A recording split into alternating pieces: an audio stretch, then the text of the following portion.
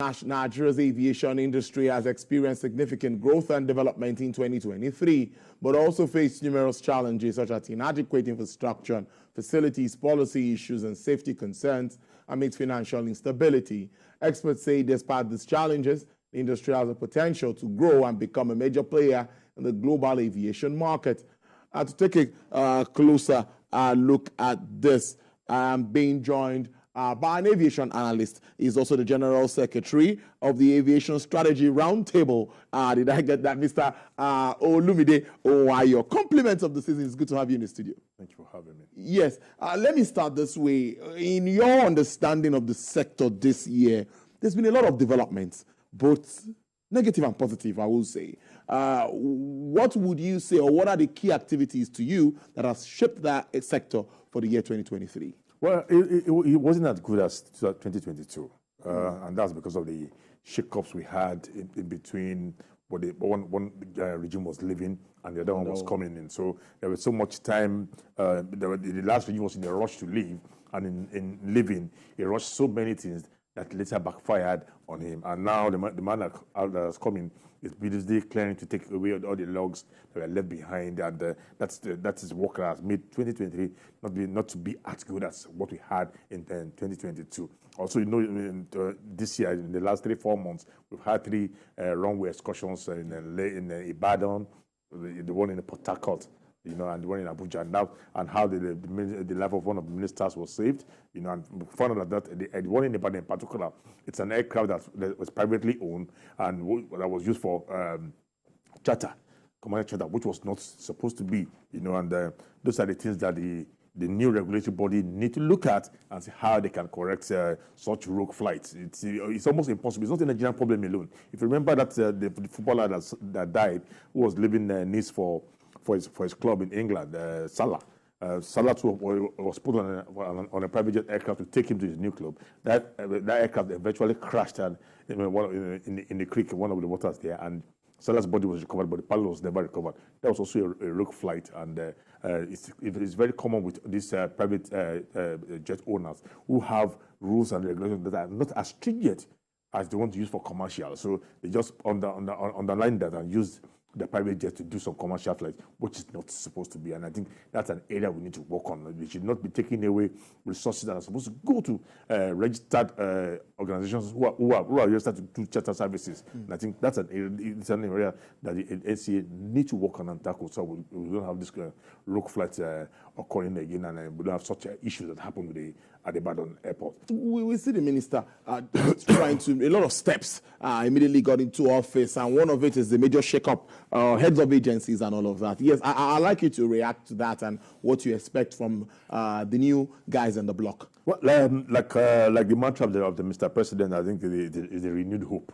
Yes. Mantra that the minister came up with, and it was expected, because when the previous minister was leaving, barely 24 hours to departure, he changed heads and gave some directors, put some directors in place. And who does that? You were there for 8 years. You had your team. Yeah. Why would you not impose the team on the incoming man? We all knew that all the directors and the agency heads, going by the pattern of the last 2 administrations, whereby once they come into the ministry, they wipe everybody away, the agency heads and the directors, and bring in their own team. So it was expected that anybody that said it was not expecting that means it was not in tune with the history and what has been happening in the sector. And this was expected, and thank God it has come, because even those who were there before, rather than concentrate, they were all going about lobbying on how to retain their jobs, and rather than concentrate. And and those who wanted to come in were already moving now about that. So that was actually disturbing the stability of the industry. We wanted to do it once and for all, so that people can face their life. And it finally bit the bullet, and I was happy.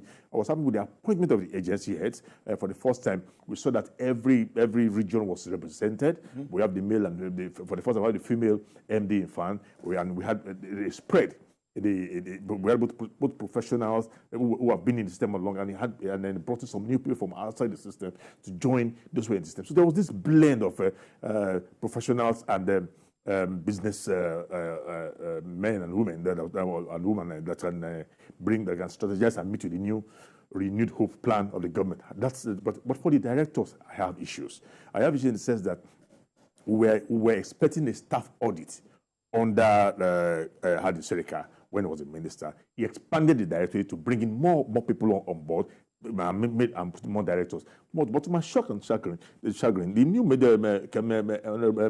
Keyamo did the same thing by keeping that same number and even expanding it, making a total of 46 directors. That is going to increase costs on the agencies. And these are agencies that are already battling and we feel that they need to be run efficiently so that they can deliver in their services to the travelers and the other people that take services from the agencies. So I think I have a problem with the number of directors, and I think that's an area that they need to look at. We need a staff audit. You don't have to expand the directorate to get job for the boys. You can do that within if you make those agencies efficient. Some other services can pull out of that agencies rather than having expanded directorate. I can't see what's the director of special duty. Now you have created a director of special duty that was never there before. It's now going to go down to GM special duty, DGM special duty, AGM special duty, and all this will come back to the agent, to that agency to pay the salaries, to pay the gratuity, and pay the allowances. So I think we need to look at that directorate. We have too much. The directorate has to expand it. That needs to be pruned down. And again, I expect that at this moment, not like what Sirica did, who after 8 years on the day of departure now brought in the board of directors of the agencies, which is in that respective act. Each of the agencies are supposed to have a board of directors. So this is the time to put that board in place.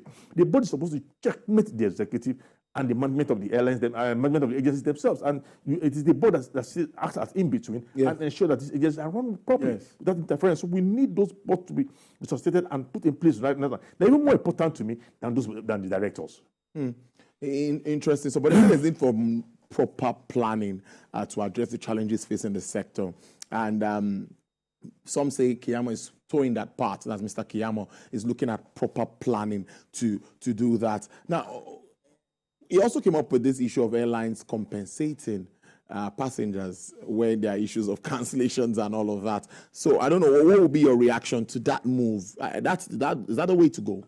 Well, for me, I think that should be the duty of the regulator, the Nigerian Civil Aviation Authority, because the minister cannot fine the airlines, and neither can he pay compensation and ensure that the airlines pay compensation to agreed passengers, except through the regulator, which is the Nigerian Civil Aviation Authority. And Part 19 of the Civil Aviation Act has all the rules and regulations guiding payment for and compensation for the delays, cancellations of flight, and all other incidents that discomfort passengers. Those things, the law is there.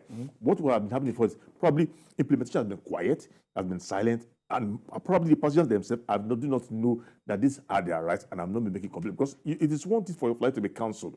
The NCA will not come to you and say, give me your report. It is the passenger that must initiate the process, not the NCA, not the regulator. It is the passenger that must initiate the process by putting in a report. It's when you now put in a report, writing it to the airline and copying the NCA, then the process has started. But now that I think the only thing I can say about the minister is that from the day he came in, he has said one of his priorities is to ensure that Nigerian Airlines get value for money and they are supported and protected. But he said in doing that, he's going to put their leg on fire and ensure that passengers' discomfort, passenger pains are reduced, and we will not allow that to happen within Nigerian airspace. So I think that's one of the agenda. But I think when it comes to that implementing the act, consumer protection, that is the responsibility of the Civil Aviation Authority, and the Civil Aviation Authority should lead that process and not the Ministry of Aviation. There are other challenges we've had earlier in the year, and one of the major ones is, of course, FX issues that's making some international airlines run away from our country one way or the other. Do you see us addressing this moving forward? Aviation fuel is still on the high side. Just like I asked my earlier guest, Dangote Refinery should be giving us some aviation fuel. Do you think that will make it easier for us to? Well, we've all looked at it that the best way out of our fuel crisis is to have our refineries supply aviation fuel to domestic operators and even another foreign airlines that operate into Nigeria. One of the reasons why Emirates left Nigeria was not only because their funds were trapped in Nigeria. They were asked to pay for fuel in foreign currency. And I'm saying, You are holding my money down here. Why can't I pay you in naira? And the oil companies refused, and that was the last straw that made Emirates to pull out. Now, to say the fact we are having that's really absurd. Find that ridiculous. Yeah. Most of the agencies are paid, the services are paid by Nigerian Airlines in foreign currency. So if you ask them to pay in foreign currency and you're holding their money down, which money would they use to pay? Because the law says in the better services that it very clearly that after all payment and taxes of Nigerian services and providers have been paid by the airline, the remaining should be remitted to their country, to their home country, via the official route, which is the central bank, not to black market, not to Malam Shehu or Malam Issa, via the official rate through the Central Bank of Nigeria. That is only a process that is recognized in the better services. That's the only process that the money must be remitted through. So it's the responsibility of the government to ensure that these airlines get their funds back. Yes, you need to keep talking to them. You need to show, apart from talking to them, you need to show that zeal and will to do it. You might not be able to remit everything at once, but you must be seen to be doing it bit by bit to give confidence that yes, we have a challenge, and in having this challenge, we are doing everything as good as possible to ensure that these funds are remitted to those countries, and that's what we want to see. But you cannot be owning these countries, and then they see you do some other frivolous activities, having high number of delegates going to foreign countries, and the same countries you are going to meet, no, you're owing them, yet they came with about 10 or 20, you are coming with 30, 40 people to that same program. And so how can this man that is owing me, where did he get the money to pay for all these people, pay for the hotel? So we need to also show that, yes, if we have issues, then we must show it in our management and what we do within the executive circle, so we can have the sympathy of the international community. These trapped funds is part of the things that affected leasing of aircrafts. Last year, I was in Owerri. I flew to Owerri December 23. And I bought that ticket that morning. You can't do that this year. I tried to go to Anambra State yesterday. Despite being in the industry, I could not get a seat. And the cheapest I could see was about 230,000 naira. Because the airlines last year leased aircraft to augment this season fares and traffic. They knew the traffic would be very high, so that when they had gone out to lease aircraft to augment the extra demand. But this time around, most of them did not go out for those big leases. They only worked with what they had. Due to difficulty in raising funds, high cost of the lease services, so they have to use what they have, and in using what they have, the demand outpaced supply, and that was why the price jacked up. And if you know that jacking up of price, it happened on routes that people are traveling for Christmas. When if you go to the northern route, the price was still okay. Though it went up a bit because some of the aircraft for the northern routes were moved to the southern east and southeast and southern route. So that reduced the number of frequencies, and because the number of frequencies, it made the fare jacked up a bit.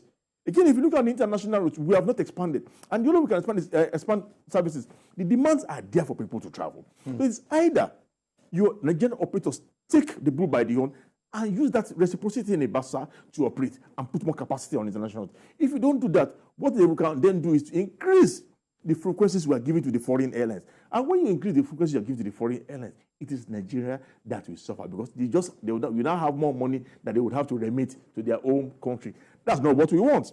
We want to participate. We want to participate. Nigerian companies would benefit. We have more Nigerians employed. Fares will drop and people will travel. Nigerians will always travel, irrespective. We must travel for burial. We must travel for naming ceremony. We must travel for graduation. We must travel for capacity building. We will always want to travel, but we must ensure that in traveling, these resources and funds are kept within us rather than remitting to foreign countries through foreign airlines. So we need more Nigerians participating in this. And this is taxed before the government in 2024 that the Nigerian airlines must come out of their shell and be on international route to Europe and America. In whichever way, whether you're going to use the flag carrier, you're going to use the national carrier, whatever means we want to move, we must have Nigerian airlines on this route. That Nigerian airline, let's wrap up on that Nigerian airline note, and we've seen what has happened with Mr. Keyamo investigating and coming up to say, no, this deal is not something we can go ahead with. I don't know what will be your reaction to that. But my angle to it is that the local operators are saying, these guys are getting more opportunities than we are getting, and they're going to kill us. And they have also invested a lot in this business. So how does this really come to you? I think I agree with Mr. Festus Keyamo on this for suspending the Nigerian Air project. And if you look, there was a report on African aviation for the year 2023. And look at how Nigeria was represented. they came up that, okay, under the new airlines, NG Eagle, that just started about 2-3 weeks ago, was mentioned. But the big one, on scam in African aviation, Nigerian Air was promised, and that was the only story on African aviation scam for the year 2023. That Nigerian Air project was the only story. It was in simplify.com. And that you know, it's not an embarrassment to us anymore, because now we have seen it. It's been there for some time, and I think it's the government are taking a good decision in stopping that project. You cannot have Ethiopian Airlines who will be competing within the South African market, where they have four frequencies into Nigeria. I mean, 4 points of entry to Nigeria. Also have an airline right beside us in Togo, owned by them, Askai. Then coming to invest in Nigeria, what we will do is they will only work for the Ethiopian government and Ethiopian Airlines, because they will provide the aircraft, provide the management, provide the maintenance, provide the training, and all these are not free. You will pay for it from the ticket sales. So what sort of partnership with that? So I totally agree that instead of spending, if we are looking for partner outside Africa, that is complementary. The partnership with Ethiopian Airlines can never be complementary, will only be subjugated. We only be an airline that will be a feeder route to the Ethiopian Airlines. And if you look at all the other airlines they have partnered with in Nigeria, none of them have a domestic airline. It is it's Ethiopian Airlines that is providing for them. But we have 8 to 9 domestic airlines. So it is not Ethiopian Airlines we need, but we need an airline that will complement what we have in place, and not the one that will subjugate our domestic airlines that are already on ground. So for 2024, what do you think? We're not getting to pre-COVID levels, no, but what do you think? What sort of improvements are you expecting, both locally and globally? Well, globally, the passenger demand has surged. Yeah. Surged, and that's why the aircraft, the capacity, the supply is struggling to match the demand, and that has affected fares. But I want to come back to the home front. Yes, in the home front, we have seen that Nigerians have no other alternative than to travel, because it is cheaper to pay the 200,000 naira than to pay 2 million to kidnappers on the road. So people are now forced to go to the airport and get a ticket and fly. But we should not abuse this privilege we have. Now that insecurity are pushing people to air transport, we must do everything to retain these people, even when the insecurity is solved. And in doing that, we must find a way of bringing the fares down. And in bringing the fares down, we must look at those airports that are closed by 6 p.m. We need to extend the operating hours to about 9 to 10 p.m. so there'll be more frequencies. Because when there are more frequencies, price will drop. And that frequency means supply. It's one that supply. So we need to extend hours of some of those daytime airports to about 9, 10 p.m. so we can have more frequencies. Again, we must do everything to encourage people to come and invest in the Nigerian market. And in doing that, we must show that the sanctity and respect for agreement are there. If they don't see that, then you will not bring investors in. And lastly, as the airplanes want to fly, and they need to fly at all times, so also should be the infrastructure. The runway lighting, the airport facilities must be in place to ensure that the airlines can fly even after the 6 p.m. time. And in doing that, the runway lighting must work. That was one of the issues that happened in Ibadan. Some of those lights were not working. One interesting place. Well, I must thank you so much for your time. Mr. Olumide Ayo, he is General Secretary of the Aviation Strategy or Safety Roundtable initiative. Yes, and also an aviation analyst there. Thank you so much for being a part of the show all through the year. I wish you a happy new year in advance. All right, then.